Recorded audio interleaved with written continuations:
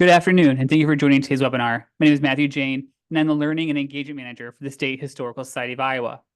The Iowa History 101 webinars, presented on the second and fourth Thursdays of each month, explore Iowa's history from pre-statehood to current day.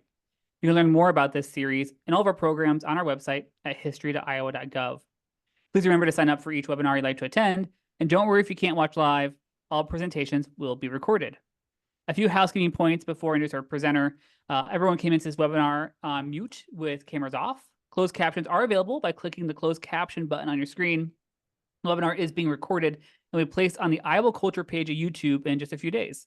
I have disabled the chat function. If you have any questions, please type them into the Q&A feature throughout the webinar. My colleague, Rachel Hansen, is watching that feature and will prepare a list of questions for the presenter at the end of the presentation. But please note, we may not have time to get to all the questions before we end today. And now I'm pleased to introduce our presenter. Jonathan New has an avid interest in questions surrounding the history and memory of the American Civil War, which has led him to research and write about the Union Veterans Organization known as the Grand Army of the Republic. He earned his bachelor's degree at Gettysburg College in Gettysburg, Pennsylvania, his master's degree at Duquesne University in Pittsburgh, Pennsylvania, and his PhD at Carnegie Mellon University in Pittsburgh, Pennsylvania as well. He is the author of the forthcoming book titled Our Onward March, The Grand Army of the Republic in the Progressive Era, published by Fordham University Press and set for release in February 2025. Jonathan lives in his hometown of Pittsburgh and now works in publishing. And now I'm happy to turn over to Jonathan to begin the webinar. Well, hello, good afternoon. Thank you so much, Matthew, for that introduction. It's so good to be here with all of you for this conversation today about Iowa history. I've been a big fan of this webinar series and so pleased to have been invited to share a little bit about my research. Again, my name is Jonathan New, and I attended, as Matthew said, Carnegie Mellon University in Pittsburgh, where I earned my PhD in history in 2018. The previous year, back in 2017, I was awarded a generous research grant by the State Historical Society of Iowa that allowed me to spend a couple weeks digging through their impressive archival collections and helped me produce an article published in the summer 2020 issue of the Annals of Iowa on a topic we're going to be discussing today.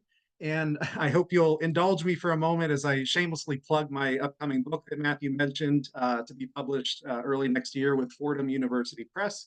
And there it is, entitled Our Onward March, The Grand Army of the Republic in the Progressive Era. So if you'd enjoy learning more about my research and today's topic, you'll certainly find more there. So to really start digging in then, what is our topic? We're discussing today the Grand Army of the Republic, or the GAR, and its role in Iowa history, and especially in its educational activism around the turn of the 20th century. But before we investigate this rather narrow topic, I think we should take a brief step back and take a broader look at the GAR, what this organization was, who it was comprised of, how it has typically been interpreted in the historical scholarship, and what I'd argue is my contribution to the field of GAR history and historiography. So I'd really like to begin when the American Civil War ends in 1865. Historians suggest that roughly 1.5 million Union soldiers and sailors emerged from the war in 1865, all needing to readjust to civilian life. And like so many other veterans of more modern wars, these returning Union veterans almost immediately felt the need to fraternize with their comrades and begin organizing to cultivate companionship out of the hardships and trauma that they experienced during the Civil War. A number of societies sprang up in the months after the Union Army's disbandment, and you can think of it almost like our modern day VFW or the American Legion, for example. But the largest and most influential of these Union veterans groups was called the Grand Army of the Republic, the GAR, which was established in 1866 in Decatur, Illinois. During its first few years, the GAR prospered as veterans, particularly in the Midwest and soon in the East, supported the order's open-ended promise of fellowship based on its members' wartime service and a commitment to its foundational principles, which you can see highlighted on the screen in the artwork you see there: fraternity, charity, and loyalty. However, membership declined pretty steeply in the 1870s as many members began disagreeing with how GAR officials were running the organization. Although a large number of Union veterans adhered to the Republican Party, which of course was the party of Abraham Lincoln, many did not like the fact that the GAR in the 1870s was being run almost like a political arm of the Republican Party, trying to get GAR members to vote for Republican office seekers, including one of its founding members that you see on the screen, Illinois Senator John Logan. Prospective members also tended to disagree with the GAR's adoption of some unpopular fraternal rituals. The GAR of the 1870s was modeling itself similarly to the Masonic Order, which really was not of interest to a lot of veterans and persuaded many not to join the organization. This started to change around the year 1880. At that point, the GAR began rebranding itself with a renewed emphasis on comradeship, nonpartisanship, and charity. And it also very famously became a really efficient lobbying machine for military service pensions for Union veterans. There is a political scientist by the name of Theda Skocpol who wrote a really excellent study called Protecting Soldiers and Mothers, which reveals that through the GAR's lobbying and pressure campaigns, Union veterans ended up seizing control of something like 40% of federal spending for pension-related benefits, which goes to show just how powerful Union veterans were in the late 1800s. Now, on the right side of the screen there, you'll see a political cartoon from 1889 that I absolutely love. It's from an issue of the political satire magazine Puck, which features President Benjamin Harrison as Little Red Riding Hood, carrying a basket filled with a jar containing the federal surplus, and the big bad wolf wearing a blue uniform and a GAR badge, lusting hungrily for that surplus to be used for Union veterans' pension benefits. So again, this cartoon is proof that GAR veterans were a force to be reckoned with around the turn of the 20th century. They had the numbers, they had the organization, and they had the respect to influence American culture and politics like few other groups at that time. Now, advancing the slide here, you'll see how this chart shows that GAR membership peaked at over 400,000 in 1890. That was the same year that a federal census tabulated more than 1 million surviving Union veterans in an overall population of roughly 63 million Americans. So again, 63 million total Americans in 1890, of whom 1 million were Union veterans, of whom 400,000 were GAR members. That means nearly a third of the Union veteran population joined the GAR, and these veterans belong to an estimated 7,000 local posts nationwide, which sprang up wherever these men could be found. So even in the far west, even in the states of the former Confederacy, and even abroad internationally. Interestingly, there is evidence of GAR posts cropping up in far-flung locations like Alaska, Hawaii, Canada, Mexico, even Peru. Really, wherever Union veterans migrated after the war, you'd usually find a GAR post. Now, virtually every northern community of any size had a post, and these posts were often led by veterans who were among the community's most prominent citizens. Iowa alone had roughly 400 individual local GAR posts scattered across the entire state in virtually every town or village of any size. Also, importantly for our discussion today, there were several GAR auxiliary groups, usually made up of the family members of Union veterans. Chiefly, there was the Women's Relief Corps, or the WRC, which was mostly made up of the wives and daughters of Union veterans. And there was the Sons of Veterans, or SV organization, which unsurprisingly was mostly made up of sons and grandsons of Union veterans. Now, both the WRC and SV were founded in the 1880s and grew to include hundreds of thousands of veterans' wives, daughters, and sons into the organization's orbit. Also important to our discussion is that the GAR was an explicitly integrated organization. It was actually one of the few social organizations of this period that welcomed African Americans into its ranks. Since GAR membership included any man who was honorably discharged from Union military service, that membership eligibility was open to the roughly 200,000 African American veterans who participated in the Civil War. So, another excellent book that I'd like to call your attention to is about African American GAR veterans, and that's by historian Barbara Gannon, entitled The One Cause.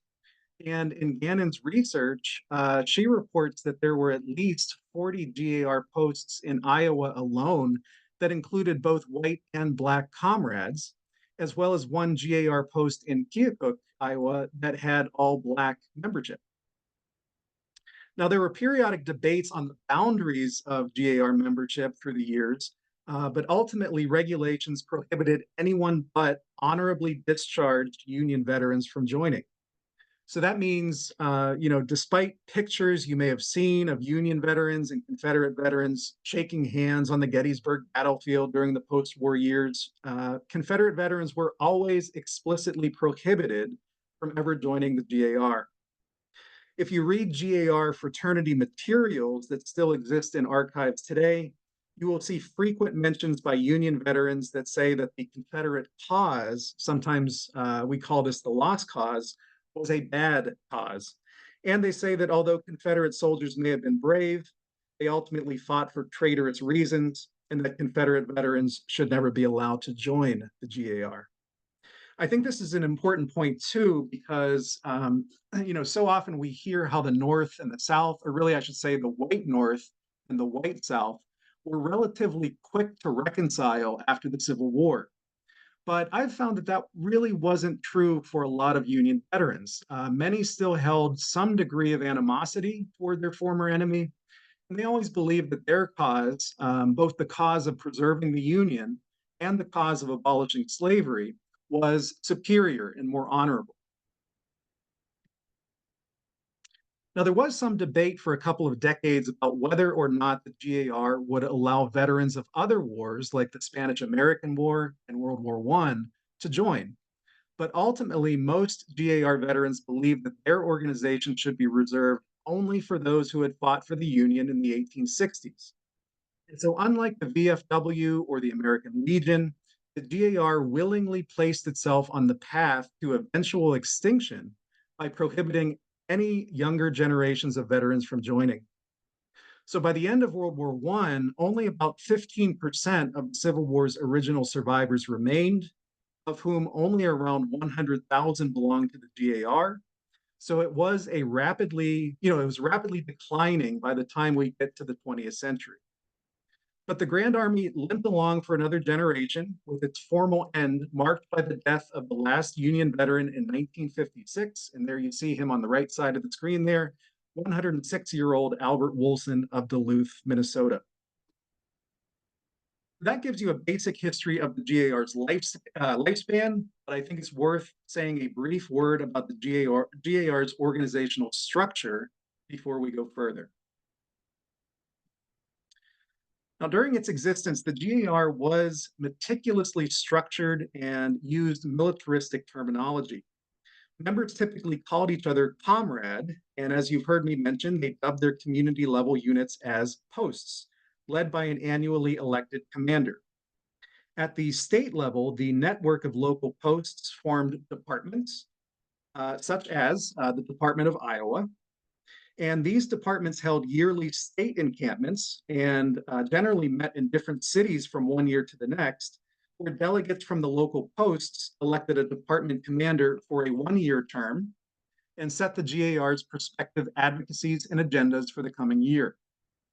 Now, in Iowa, annual department encampments occurred really all over the state, but frequently in Des Moines, Davenport, Cedar Rapids, Sioux City, Waterloo, and Marshalltown. Together, all the state departments fell under the dominion of the GAR's national headquarters, which was led by an influential and often politically prominent veteran elected each year to serve as commander-in-chief. National encampments were held annually in a different host city, a city that would have to be large enough to accommodate sometimes tens of thousands of veterans who arrived to fraternize with other comrades elect officers, and set the organization's agenda for the coming year. Interestingly, Iowa did host the GAR National Encampment 4 times. Each time it was in Des Moines, and each time it was toward the end of the GAR's lifespan in the years 1926, 1931, 1938, and 1944. Now, most scholarship often analyzes the GAR from a national and top-down perspective, overlooking the fact that for the average American, the GAR's most persistent and visible activities occurred at the local level as a familiar local organization through the latter decades of the 19th century and the first few decades of the 20th century.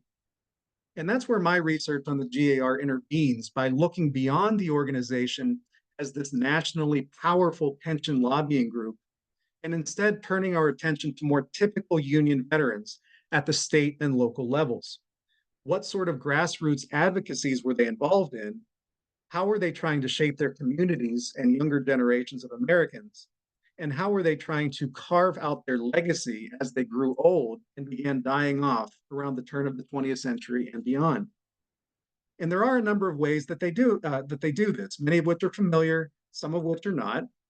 In fact, you may already be familiar with some ways that GAR veterans influence their communities at the grassroots level. So for instance, GAR veterans often influence their communities in terms of the memory and commemoration of the Civil War and the sacrifices they made for the Union cause. As you may already know, Union veterans were strong proponents of Memorial Day observation, the decoration of graves of their comrades, and their participation in patriotic parades and rallies. There are probably thousands of photographs you can find in newspapers across the country of GAR veterans marching in their community's patriotic parades for Memorial Day, Independence Day, or other patriotic affairs. Memorialization through the placement of monuments is another common example. Sometimes the monuments that GAR veterans helped to erect were modest in size, but sometimes they were quite large. So in my hometown of Pittsburgh, for example, GAR veterans were some of the primary advocates of erecting the gigantic Soldiers and Sailors Memorial Hall that you see on the bottom left, which is still used today as a public venue and a museum housing artifacts from various US military engagements. Or to give you an example, in Iowa, you need only look to the Soldiers and Sailors Monument of the Civil War on the right side of the screen there, that stands near the state capitol building in Des Moines for a particularly impressive example of monumentation that was advocated in part by GAR veterans.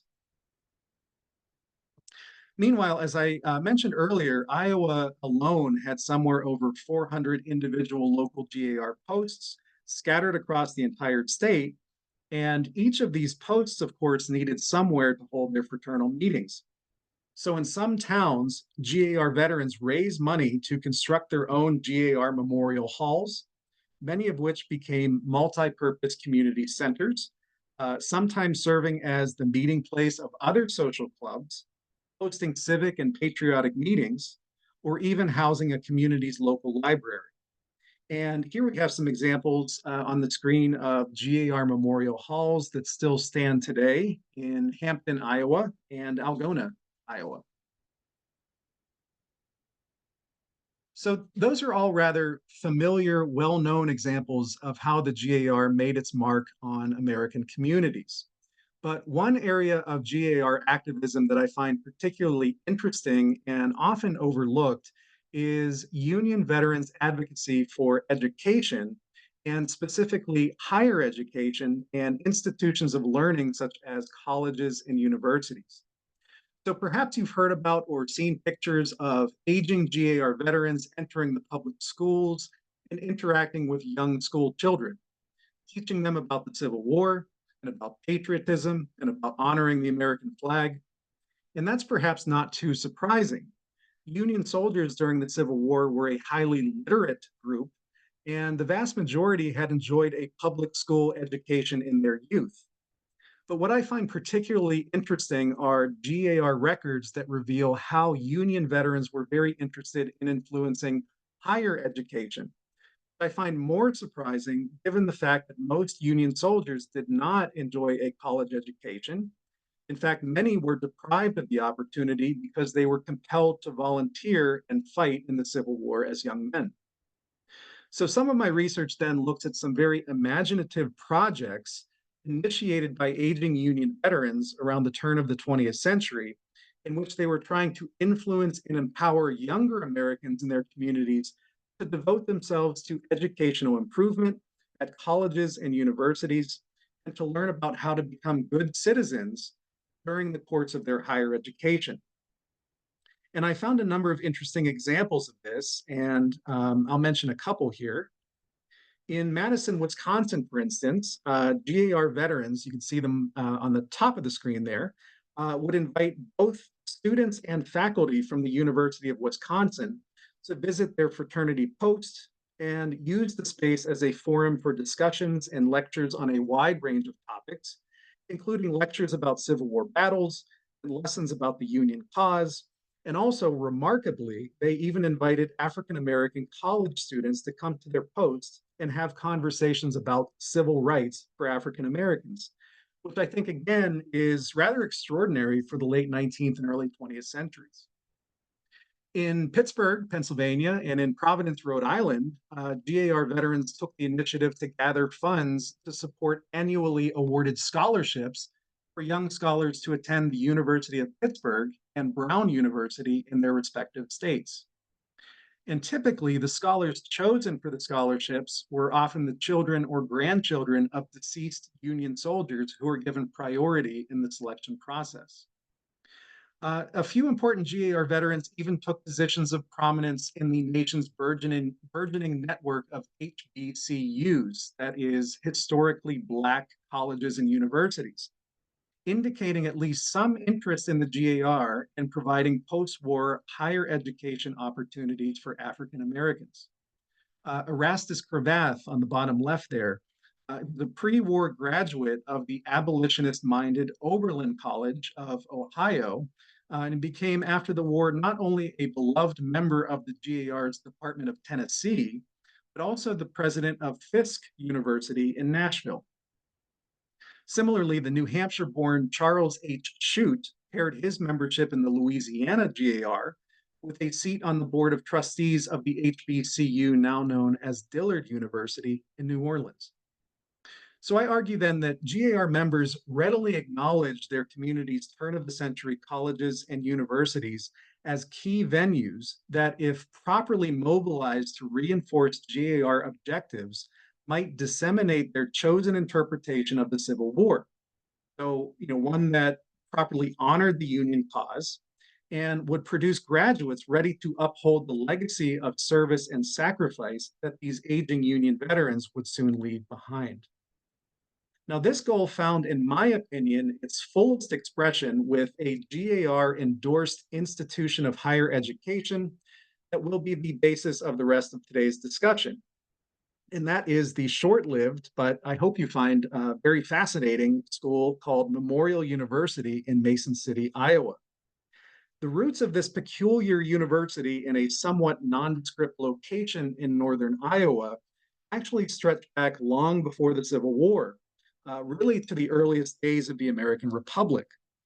Since the late 1700s and early 1800s, Americans debated the value of establishing an elite institution of higher education in Washington, D.C., which would be created and funded by the federal government. Noteworthy figures across the political spectrum supported the idea of what became known as a national university and its potential to instill in its students a devotion to the country and to civic and community service. Notably, our first president, George Washington, even bequeathed $25,000 toward the endowment of such an institution to train young citizens, quote, in acquiring knowledge in the principles of politics and good government, and to help spread systematic ideas through all the parts of this rising empire, thereby to do away with local attachments and state prejudices. And I think that's an interesting quote because even George Washington, decades before the Civil War, saw the value in establishing an institution that would try to bring the disparate parts of the country together and try to eliminate sectionalism, which, of course, ultimately brought about the Civil War. Other early advocates for a national university included individuals as famous as Benjamin Franklin, John Adams, Thomas Jefferson, James Madison, and John Quincy Adams. Nevertheless, there were critics of the idea of a national university prior to the Civil War, oftentimes Southerners who doubted the constitutionality of such a project and feared the consolidation of US higher education under federal control. Now, the idea again gained traction after the Civil War when advocates argued that a national university's unifying influence might have averted the sectional crisis in which so many Americans, specifically college aged men, had died. The string of post war Republican veteran presidents, men like Ulysses S. Grant, Rutherford B. Hayes, and James A. Garfield, all supported the national university concept, which corresponded with the Republican Party's intention to consolidate the reunited country and to strengthen the federal government. In 1877, for instance, President Hayes delivered a message to Congress arguing that it would be, quote, to the great and lasting benefit of the entire country that this educational system should be crowned with a university in all respects in keeping with the national capital and thereby realize the cherished hope of Washington. Another advocate asserted that the university's prospective scholars, quote, would in time return to their thousands of homes more ardent patriots, the better qualified to serve their country, the more resolute in purpose to protect it from perils of every nature. Now, it's probably not surprising to you that Union veterans tended to believe in this national university project and the possibility that it could strengthen the federal government that they had recently saved. Like their former Army commanders like Grant and Hayes and Garfield, who they had helped to send to the White House, GAR members imagined the establishment of a national university as the educational culmination of their efforts to restore a unified nation. Now, there was a GAR sponsored newspaper with nationwide circulation called the National Tribune. And the Tribune staunchly supported the national university idea for many years, believing that its creation would form the basis for a powerful state and a devoted citizenry. The Tribune stated that a national university had the ability to, quote, place the United States at the very head in comparison with similar institutions in other lands, and that the education it offered would combine the highest learning with the purest patriotism. I mentioned earlier that GAR delegates would meet at annual state or national encampments to hash out agendas for the coming year. These encampments would often show support for a national university. In 1898, in Massachusetts, veterans proposed petitioning Congress to formally authorize the national university idea and said that the project was one that, quote, appeals directly to our patriotism and that it would be a most fitting thing for a great nation ambitious to lead the world in civilization. Nevertheless, despite GAR support, resistance began to form once again like it had before the Civil War. Critics, including many wary white Southerners, still distrusted the centralization of US higher education, and ultimately the federal government never formally took up the vision that George Washington had proposed a century earlier. Grand Army veterans, though, would not take no for an answer. Even though Congress ultimately abandoned any plans of a federally sponsored national university, the Grand Army remained very supportive of the idea.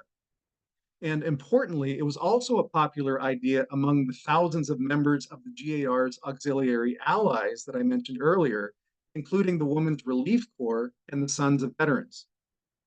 All of these individuals really believed that an elite national institution of higher education would groom a rising generation of devoted patriots from every region of the country and prepare them for service on behalf of a reunited nation.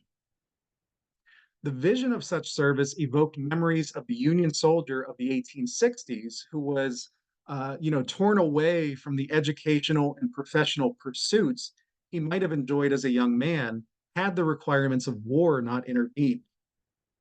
Proponents of a GAR endorsed national university also believe that knowledge and education provided safeguards against the ignorant social currents that had once corrupted white Southerners, namely secessionism and slavery, and which subsequently led to the death, debility, and stunted opportunities for millions of Northern men, not to mention suffering and sacrifice on the part of Northern women.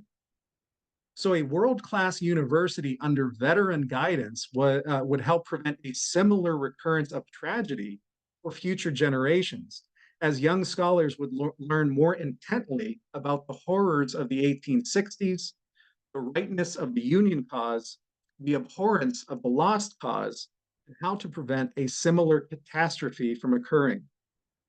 The aim was really to emphasize disciplines such as history, politics, civics, and ethics, and for instructors to teach their students the importance of service, liberty, and love of country, all of which would be guided by the memory of the Union soldiers' sacrifice. Graduates would then leave the institution knowledgeable about the dangers of anarchy, tyranny, and bigotry, and prepared to exercise their citizenship on behalf of order, community, and justice. As the National Tribune simply stated, build a college and you hold a fortress. So interestingly, proponents of the National University no longer felt beholden to make Washington, D.C. the host city for this institution. In fact, it was in the heart of the country where a lot of support for this idea gained steam, a region of the country where so many veterans and their families migrated after the war. And so that brings me to perhaps the most important person for today's discussion about Mason City's Memorial University. And that is this man, Alexander Lewis or Al Sorter Jr., who really led the effort to make the dream of a national university a reality, not in Washington, D.C., but rather in his native Iowa. Sorter then, he was born in Iowa City, Iowa in 1867. His father was a Union veteran who had served in an Ohio artillery battery during the Civil War and who moved to Iowa after the war. The son, the younger Sorter, became an enthusiastic member of the GAR's Sons of Veterans Auxiliary, which, if you'll recall, was mostly comprised of the sons and grandsons of Union veterans. As a young man, Sorter later settled in Mason City. He served in the Spanish American War. And in the 1890s, he heard about the National University idea and thought it would be a terrific way to honor the sacrifices of Union veterans like his father. And it's around this time that proponents of the National University began calling it a National Memorial University or just Memorial University as a way to indicate that this project was increasingly being linked to the memory and sacrifices of the Union veteran generation. Now, although Sorter envisioned a memorial university in his hometown of Mason City, the decision to determine its location did not go uncontested. Besides Mason City, civic leaders in Utica, New York, Plainfield, New Jersey, Lake Minnetonka, Minnesota, and even Washington, D.C., all competed to host the institution. Boosters in Washington, D.C., for instance, believed that their city was a great choice because of its easy access to the Smithsonian Institution, the Congressional Library, and many of the battlefields of the Civil War that would provide educational opportunities and a more cosmopolitan environment that might better attract prospective students than somewhere like Mason City, Iowa. Indeed, it's probably strange to hear that a small town in northern Iowa was a top contender to host a university that was envisioned to have nationwide appeal and which was already being touted as the Harvard of the West. Mason City, as you probably know, it's about halfway between Des Moines and Minneapolis, and about 300 miles west of Chicago. So it was a comparatively outlying community with a turn of the century population of roughly 7,000. Still, the town's many promoters celebrated its accommodating citizens, convenient rail access, modern amenities, And I find this somewhat humorous, its absence of saloons, which was deemed a particular benefit for a town angling to host college students. Other backers believed Mason City was a great choice because it was located in an area that had a large contingent of Union veterans who would provide a good influence on the younger generations, and also believed that a first class university like this would thrive in the Mississippi River Valley, where there were comparatively fewer colleges when compared with the East. But whatever the town's benefits or shortcomings, it led its competitors in one important respect, and that was financial pledges. The people of Mason City promised 40 acres for the campus, as well as a gift of $75,000 for the construction of the university's first academic building.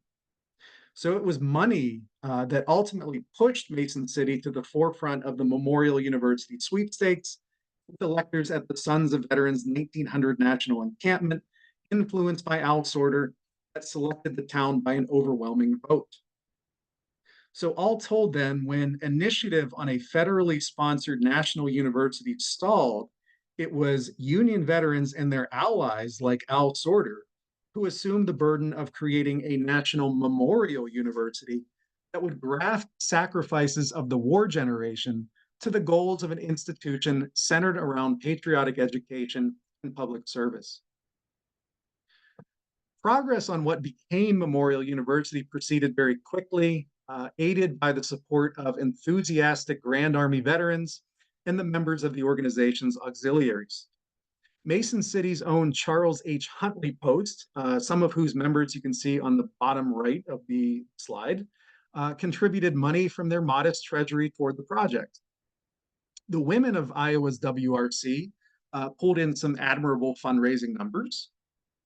WRC Iowa Department President Georgia B. Worker declared December 3rd, 1901, Memorial University Day, and urged members across the state to prepare social events and patriotic fundraisers to help support the new venture and to commemorate the lives and deeds of Union veterans. The individual local core of the WRC responded generously. By early the following year, state WRC officials reported that members had contributed over $800 to the project. Meanwhile, Al Sorter, his allies in the Sons of Veterans, and other community backers in Mason City drew up incorporation papers, secured the awarded land in the southeast quadrant of town, sold lots to raise funds, garnering some $200,000, and authorized construction on the campus's first academic building. The cornerstone laying ceremony was held in June of 1901, and a prominent GAR officer from nearby Minnesota, Eliakim or L. Torrance, gave a rousing speech before a crowd of 10,000 people, stating that those before him were, quote, a great army of freedom, and declared, this is certainly an hour and this the place for a new baptism of patriotism. So with the physical construction of Memorial University begun, the founders next turned to developing unique reasons for prospective students to choose this institution over the host of other colleges and universities across the country. To do this, they decided to address many commentators' concerns that a college education was not molding the type of graduates needed for the modern era. Many Americans at the time believed in supposed threats to the republic, some of them real, some of them imagined. Things such as socialists and anarchists, throngs of immigrants coming into the country from Southern and Eastern Europe, urban and industrial unrest, and resistance to law and order. They felt that these trends required a new generation of trained leaders instilled with values of public spiritedness, service, and devotion to country. And so prominent GAR veterans were selected to help develop the curriculum for Memorial University. L. Torrance was one of them, actually. I've identified three major keystones or cornerstones of the Memorial University curriculum and experience that the school's founders were particularly proud of and what they thought would mold the ideal type of college graduate, one that would uphold the principles that the Union soldier had fought for. First was an emphasis on teaching American history and the Union soldiers' place within it. L. Torrance, who was now the GAR's commander in chief, selected a committee of prominent Union veterans for the task, who subsequently recommended a rigorous 4-year course of instruction that emphasized topics such as the history of the Civil War, the role of slavery in the antebellum republic, and the creation of the US Constitution. A focus on American historical exceptionalism at Memorial University was rather unique when comparing it to history curriculums at other universities of the era. But what was particularly unique at Memorial University was the centering of slavery as a root cause of the Civil War during an era which you may know when both historians and the general populace tended to obscure slavery as a cause of the war in the interest of sectional reconciliation. One of the main texts that was used in history classes at Memorial University was History of the Rise and Fall of the Slave Power in America, written by the anti-slavery politician Henry Wilson, which again was a rather exceptional choice of reading material that indicates that Union veterans found it vital for students of the rising generation to understand that their cause was just and that it was slavery that brought about the tragedies of the Civil War. The second sort of keystone characteristic of an education at Memorial University was really an unprecedented curricular focus on what school administrators dubbed applied patriotism, which was admittedly somewhat hazily defined, but the subject was designed to, quote, assist in raising the standard of citizenship by bringing about a greater appreciation of the blessings of a free government. Applied patriotism was not taught in specific courses. Rather, it was something that university founders intended to be imbued across the entire student experience at Memorial University, and was supplemented by special lectures, sometimes given by Union veterans, and also special memorial and patriotic events. Finally, the third cornerstone of the Memorial University experience may be somewhat predictable given the backing of one-time Union soldiers, was military drill being made a key part of the curriculum for male students at the school, and the use of martial imagery of the past to inspire the next generation of America's defenders. So male students were compelled to take part in military drill and tactics twice a week, and the school hired officers from the Iowa National Guard to lead the training. This was something that was practiced at other colleges and universities of the era. You could probably think of it as a precursor to the modern ROTC. So it wasn't exactly unique to have students conduct military drill during the time period. But some of the imagery was rather unique. For instance, the use of Civil War era cannons on the grounds of Memorial University, and also the fact that administrators made a point that cadet uniforms would be blue in color, harkening back to the Union soldiers, rather than the more common cadet gray, which was a clear indication of the school's belief in the superiority of the Union cause over the Confederate cause. All told, the school's extraordinary curricular triad, American history, applied patriotism, and military instruction, shaped Memorial University students into an image reminiscent of the Union soldier of the past, girded to defend the nation of the present. With this training, the university vowed that, quote, every graduate shall become a missionary to the country in altruistic patriotism, and really intended sending out graduates to do battle to uphold the GAR's cherished principles. So at this point, we have a solidifying curriculum and we have the completion of Memorial University's first academic building. You can see that on the top left of the slide.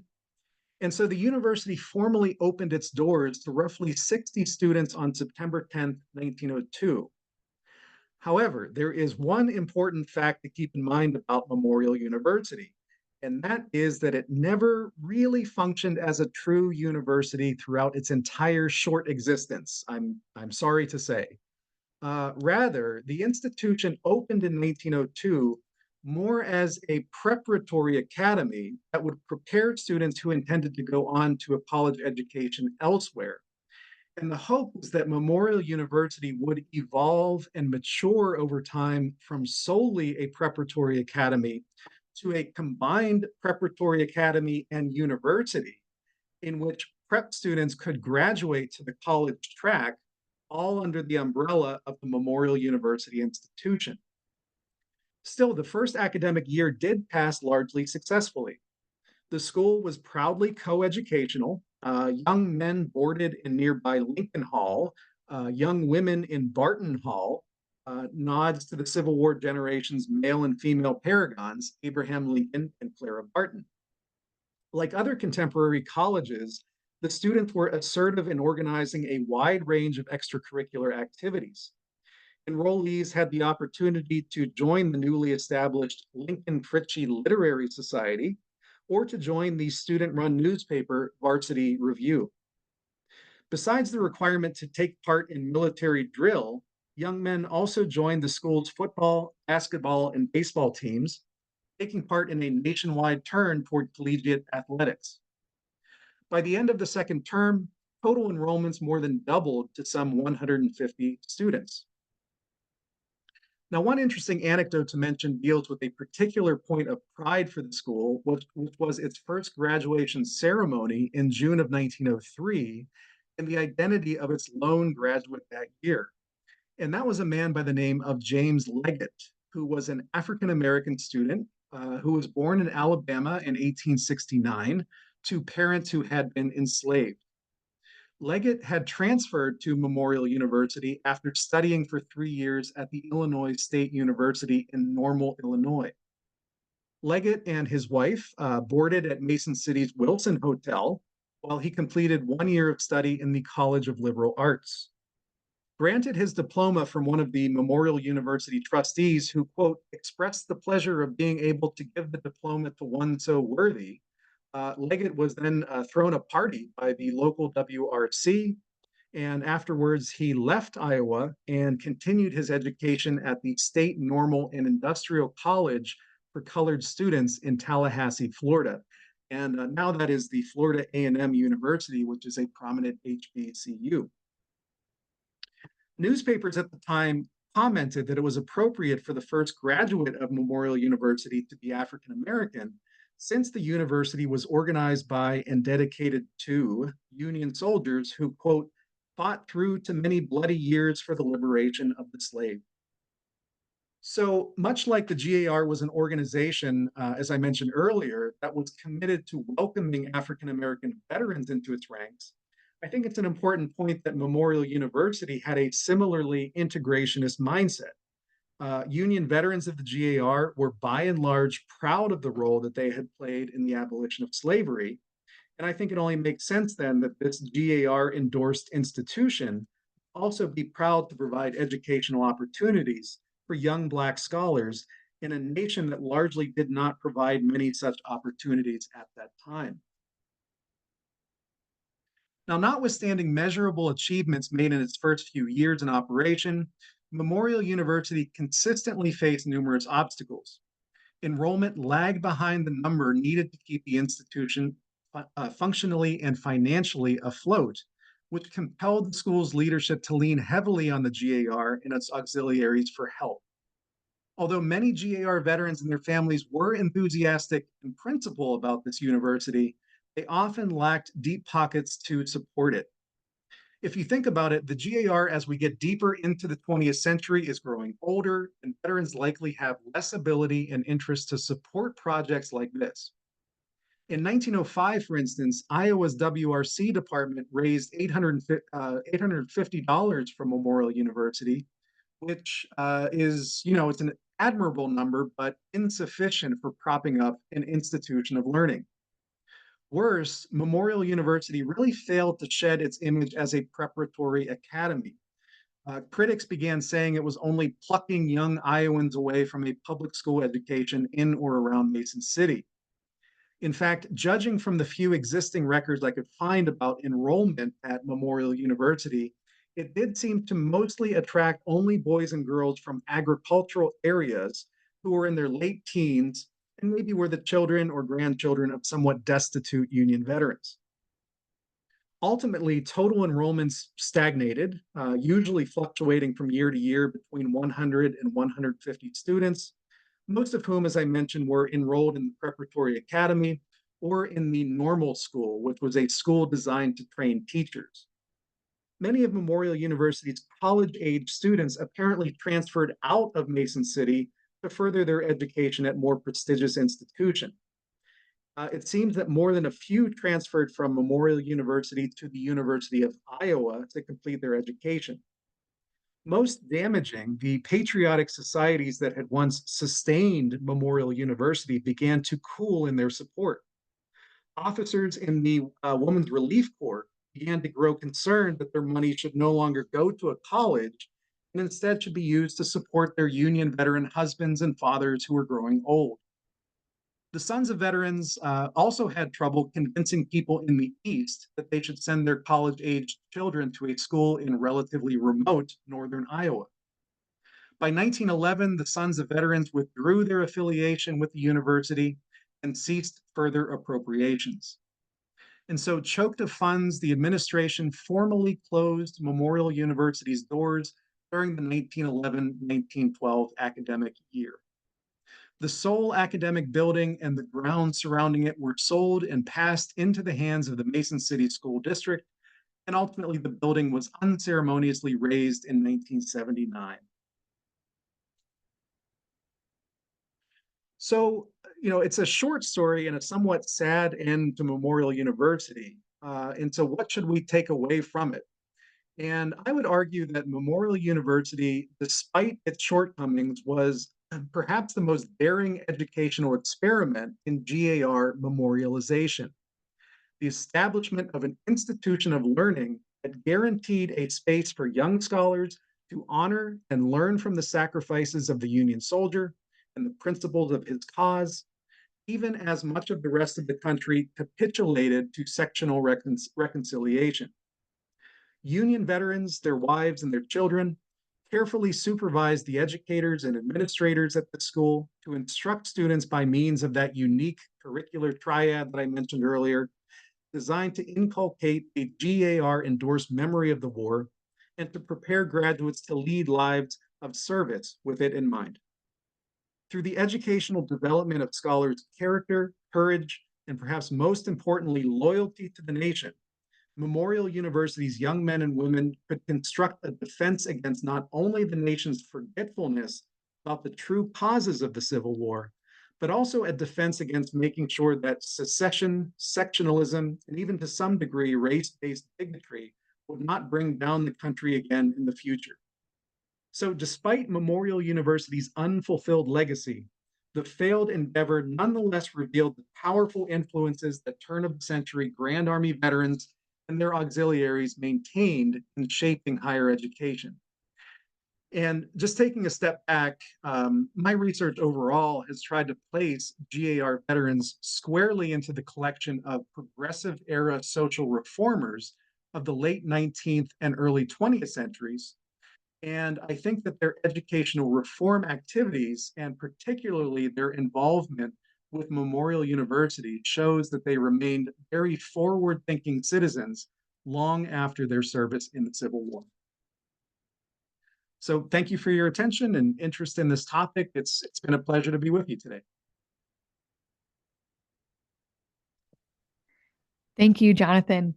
We have some time to answer questions. As a reminder, if you do have a question, please submit it through the Q&A feature located on Zoom. And please note, we may not be able to get to all of your questions. Jonathan, as we're waiting for our questions to come in here, could you just briefly talk about how you became interested in this topic or even Civil War, progressive era history more broadly? Sure. Yeah. Thanks for that question. Honestly, as a kid, I learned a little bit about family genealogy, family history, and I think my interest was first sparked by realizing that I had a Union veteran, as part of my family tree. Later, learning that he belonged to a Pennsylvania GAR post, and I think that just kind of got me interested in what was this organization, the GAR. They seem to be so visible and active in so many communities across the country. And I think I just sort of developed an interest in seeing, what were their agendas? What was the activities that these men were involved in?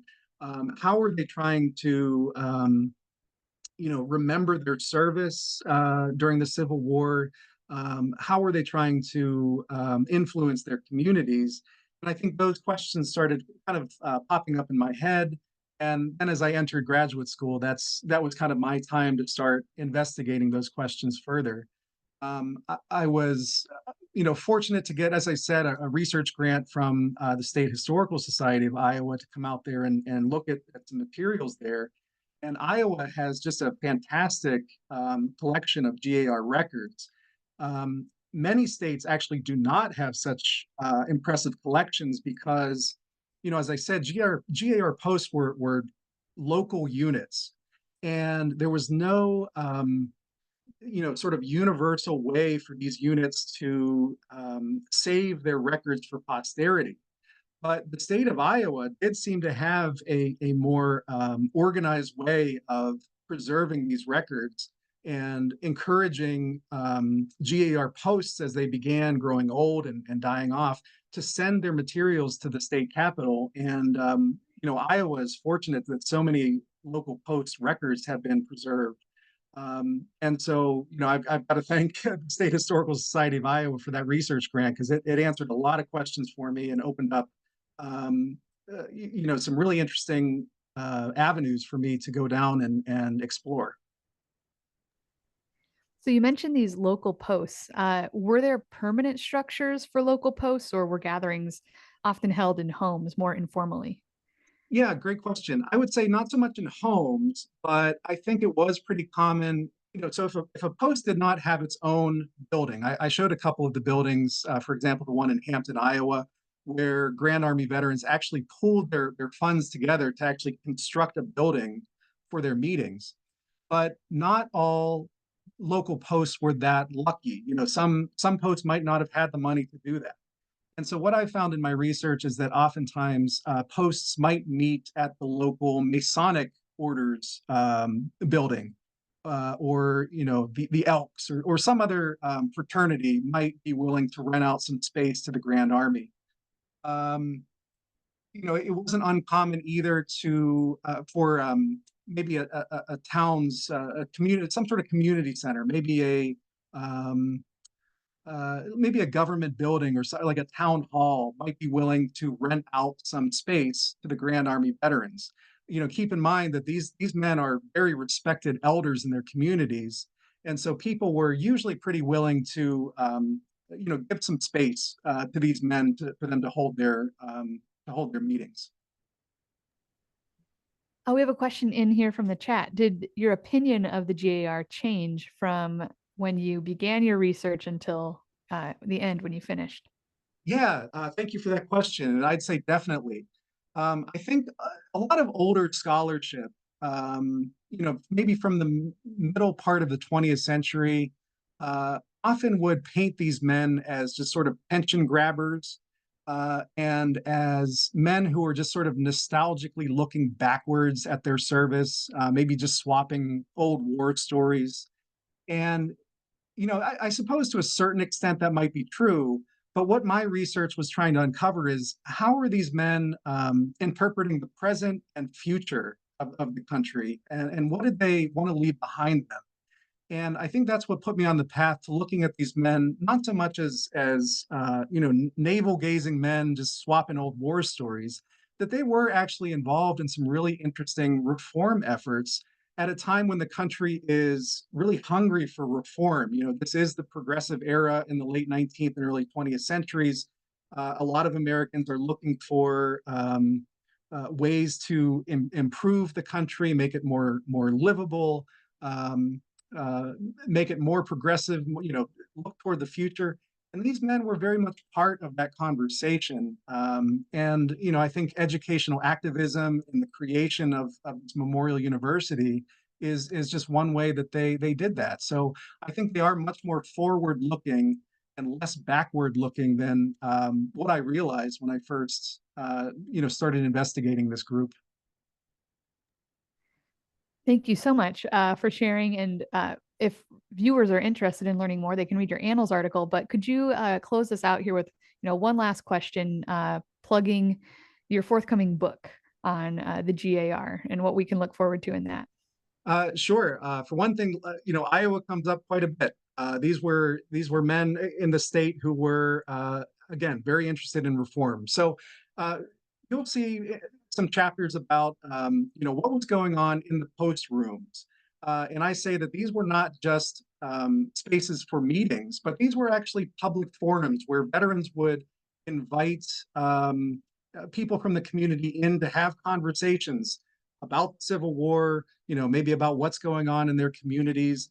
I mentioned that one interesting group that was actually interested in civil rights for African Americans. So really interesting conversations are going on in these GAR post rooms. So you'll find some information about that. You'll find information about these grand memorial structures. I briefly mentioned the Soldiers and Sailors Memorial Hall in Pittsburgh. There are other examples of that all around the country, of these grand structures that GAR veterans intended to be used as educational spaces and not just as closed off, protective spaces only for the GAR veteran. And I also have a chapter that people might find interesting about what sort of activities were aging GAR veterans interested in during World War I. And I find that they were probably way more supportive and active in ensuring American victory in World War I than you might realize. So I guess that's just a little teaser of what you can expect in the forthcoming book. Thanks for the teaser. We have links to the book and to your article in the Annals in our post webinar email that goes out, and also on our YouTube channel. And with that, we'll bring this particular webinar to a close. Thank you to everyone joining us today. And we'd like to extend one last thank you to our presenter, Jonathan. We hope everyone will sign up for the Iowa History 101 webinars that take place on the second and fourth Thursdays throughout the year. There are many great stories to tell in the coming months. For more information and to register for future webinars in this series or to watch recordings, check out our website at history.iowa.gov. Looking to learn more Iowa history? You can find and watch over 90 recorded webinars of past 101 programs on the Iowa Culture YouTube channel. We look forward to virtually seeing you for the next Iowa History 101 webinar on September 12th. The topic will be Defending the Union Cause, Iowa Women's Civil War and Post-War Contributions. Thank you all again for joining us today, and have a great afternoon.